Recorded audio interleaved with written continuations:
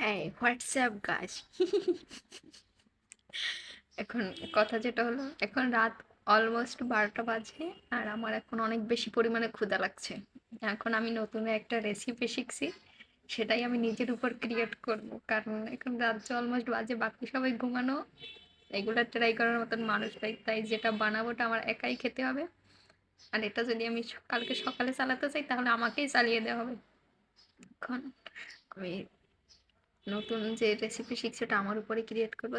চলো তোমাদের সাথে শেয়ার করে যে আদৌ আদৌ কিছু খাওয়ার মতন বানাতে পারি কিনা। চল লেটস গো। আমি এখানে কিছু উপকরণ নিয়ে নিলাম: ধনে পাতা, তারপরে কাঁচামরিচ, ডিম, টমেটো আর একটা পেঁয়াজ।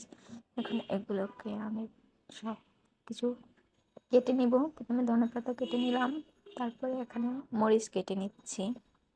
এখন আমি টমেটো কেটে নেব। একটু আমি এখানে খুব ভালোভাবে কেটে নিচ্ছি সব কিছু।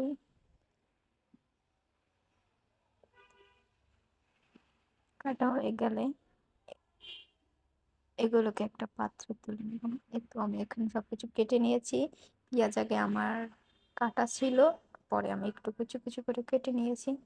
এখন আমি একটা বাটি নিয়ে নিলাম, তার মধ্যে একটা ডিম দিয়ে দিলাম, আর তার মধ্যে দিয়ে দিলাম হাফ কাপ পরিমাণ দুধ, লিকুইড দুধ। এটাকে একটু হ্যান্ড বিটার দিয়ে ব্লেন্ড করে নিলাম। এখন এটার মধ্যে দিয়ে দিব 1 কাপ পরিমাণ ময়দা। ময়দা দিয়েছি। এখন এর মধ্যে দিব পরিমাণ মতো লবণ, চিলি ফ্লেক্স, গোলমরিচ গুঁড়ো। এখন এগুলোকে আবার ব্লেন্ড করে নেব একটু হ্যান্ড বিটারের সাহায্যে। এখন এর মধ্যে একটু পরিমাণ পানি দিয়ে দিলাম, যাতে ব্যাটারটা একটু পাতলা হয়। এটা বেশি পাতলা বা বেশি ঘন করা যাবে না।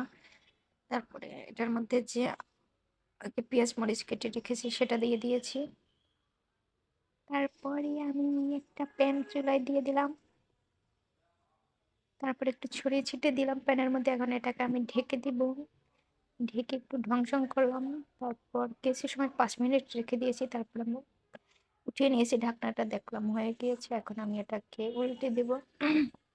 এখন আবার কিছু সময় রেখে আমি তুলে নেব। আবার ঢেকে দিয়েছি, এখন আমি তুলে নেব। এই তো আমার বানানো শেষ, তুলে নিয়েছি। এটা হচ্ছে ফাইনাল লুক। কেমন হয়েছে সবাই কমেন্ট করে জানাবেন, এবং এই রেসিপিটা আপনারা একটু বাসায় ট্রাই করে দেখতে পারেন বেশি ক্ষুধা লাগলে। সে এখন পালা হয়েছে আমার খাওয়ার পালা। আছো guys, tata bye bye, take, ভালো থাকবেন। আর অবশ্যই কমেন্ট করে জানাবেন কেমন হয়েছে। বাই।